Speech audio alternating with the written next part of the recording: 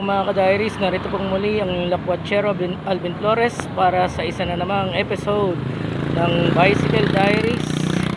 So, holiday, kaya lang yung November 30, which is Bonifacio Day, ginawang November 27, minob ng ating Pangulo para daw long weekend. So, yun.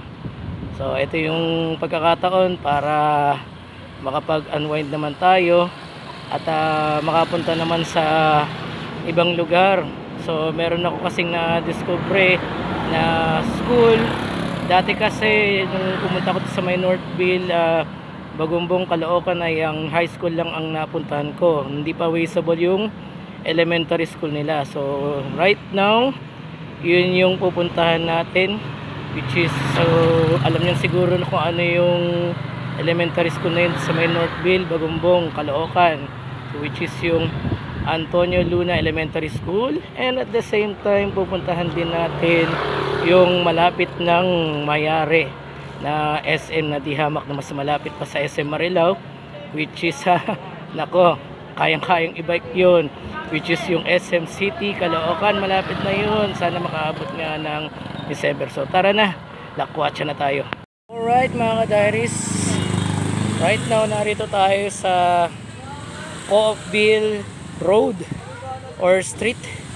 So ano tayo, after nito kakanan patungo na sa may Northville, Caloocan. So konting padjak pa. Finally mga ka-diaries, narito na nga tayo sa may welcome rotonda ng yun, may kumakaway pa yun. Shout out daw sa may Northville 2B, Bagumbong, Caloocan City. Ayan, so mukhang nasa loob nga ng subdivision na yun yung school na yan. So tara. Finally mga ka-diaries, narito na nga tayo. Madali lang palang hanapin, di naman pala kalayuan. So ito pala yung Antonio Luna Elementary School. So yun, may kalakihan ng school to. Syempre nasa loob kasi ito ng ano, ng parang sa ano din, sa Bayugo, yung Northville naman ng Bayugo. Marami ding mga tao dun. Ayan, kaya malaking school din yan. Ayan o. Alright, alam na natin. You know mga ka-diaries, natatanaw nyo na ba ang natatanaw ko? So ito na nga yun, malapit ng Mayare. Ito na, mamaya lalapit tayo ng bahagya doon. So ito na nga yung SM City, Caloocan. So sana nga ano, bandang December open na to para may pinakamalapit ng puntahan. Siyempre, panibagong opportunities yan. So i-grab na talaga natin yan. Ito na nga yun mga ka-diaries, oh. SM City, Caloocan. Ayan, malapit na, oh. May mga barikada pa nga lang kasi hindi pa talaga totally na yari.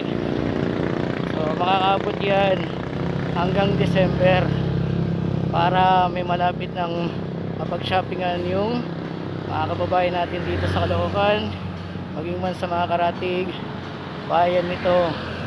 Ayan, it feels like shopping mall, my shopping mall.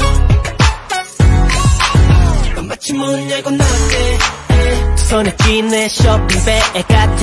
심장이 뛰네, 내게 준 선물인 것만 같네.